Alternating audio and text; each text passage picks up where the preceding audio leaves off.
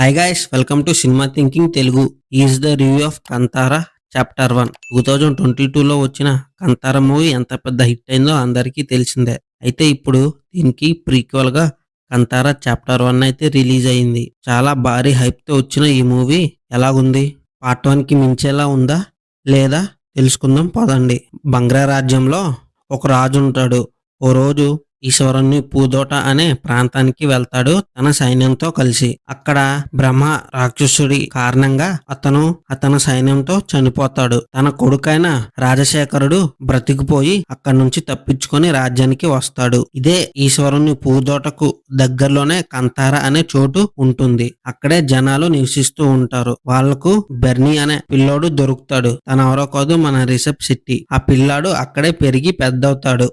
మరోవైపు రాజశేఖరుడు కొడుకైన కులకేసరుడు వాళ్లకు బెర్నీ అనే కూడా పెరిగి పెద్దవుతాడు. పెరిగి పెద్దవి యువరాజు అవుతాడు.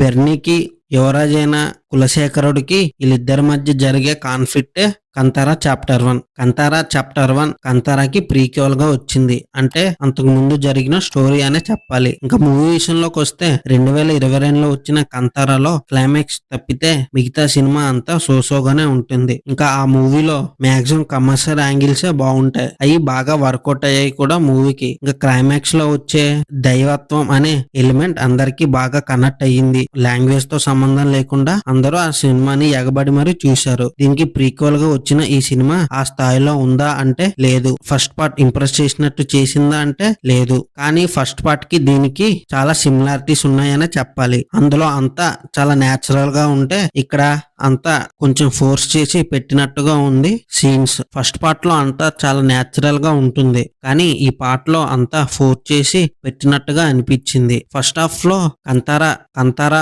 మూవీలో మనం చాలా ఎమోషనల్ గా కనెక్ట్ అవుతాం. మెయిన్లీ శివ చిన్నతనంలో తన తండ్రి చనిపోవడం అనే పాయింట్ కొంచెం ఎమోషనల్ గా కనెక్ట్ చేస్తుంది మనకు.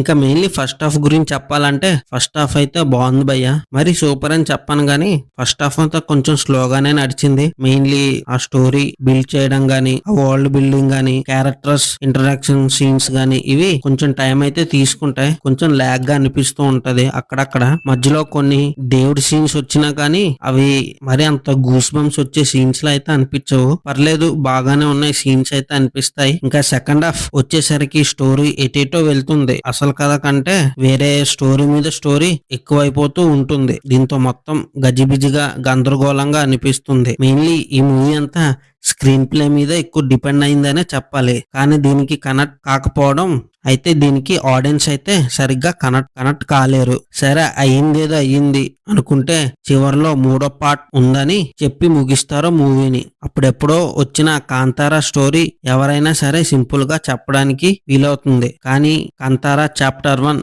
స్టోరీ చెప్పండి అని ఎవరినైనా అడిగితే చెప్పలేరు. ఎందుకంటే ఎవరికి అర్థం కాదు కాబట్టి. అండ్ స్టోరీ మొత్తం చాలా క్లమ్జీగా ఉంటుంది. మెయిన్లీ సెకండ్ హాఫ్ లో వచ్చే ఒక బ్యాటిల్ ఎపిసోడ్ అయితే సేమ్ బాహుబలిని కాపీ కొట్టారా అన్నట్టుగా ఉంది. ఇంకా మెయిన్లీ మూవీలో డ్రాబ్యాక్స్ విషయంలోకి వస్తే సాంగ్స్ అయితే అసలు ఏమీ బాగోలేదు. ఒక్క సాంగ్ కూడా ఎవరికి కనెక్ట్ అవ్వలేదు. బీజిఎం అండ్ కొన్ని సీన్స్ లో వచ్చే ఆ బ్యాక్గ్రౌండ్ మ్యూజిక్ అయితే చాలా బాగుంది మూవీలో, కానీ సాంగ్స్ అస్సలు వర్కౌట్ అవ్వలేదు. అండ్ కొన్ని సాంగ్స్ ఈ లోకల్ కెనడా మూవీ కాబట్టి కొన్ని పోయమ్స్ సాంగ్స్ అయితే కెనడా లాంగ్వేజ్ లోనే ఉన్నాయి. అవి ఓన్ గా పెట్టడం మంచిదైంది. అవి డబ్ చేసినా అంతగా బాగో. అయితే మనకు ప్రీక్వెల్ స్టోరీ కాబట్టి కెనడా లాంగ్వేజ్ ఉంటుంది, కానీ కొంచెం డిఫరెంట్ లాంగ్వేజెస్ లో కూడా మాట్లాడుతూ ఉంటారు మూవీలోని. సో అది మనకు అర్థం కాదు. పార్ట్ 1 లో కన్నడ లాంగ్వేజ్ వచ్చినా గానీ ఈజీగా అర్థం అయిపోతుంది. అక్కడ సీన్ ఏంటి, ఆ ఎమోషన్ ఏంటి అన్నది, అక్కడ మీనింగ్ ఏంటి అన్నది. కానీ ఈ పార్ట్ 2 లో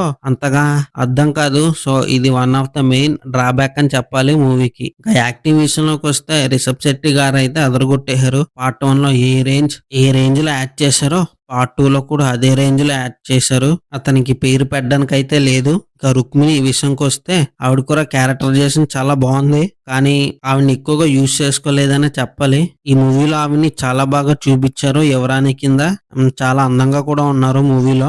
ఆవిడ ఫ్యాన్స్ ఎవరైతే ఉన్నారో వాళ్ళకి పండగానే చెప్పాలి. మూవీ మీరు ఎందుకు చూడాలి అని థియేటర్ లో అడిగితే కొన్ని సీన్స్ అయితే చాలా బాగున్నాయి. మెయిన్లీ ఆ సీన్స్ వచ్చేసరికి మనకి గూస్ బంప్స్ అయితే డబల్ త్రిబుల్ అవుతుంది.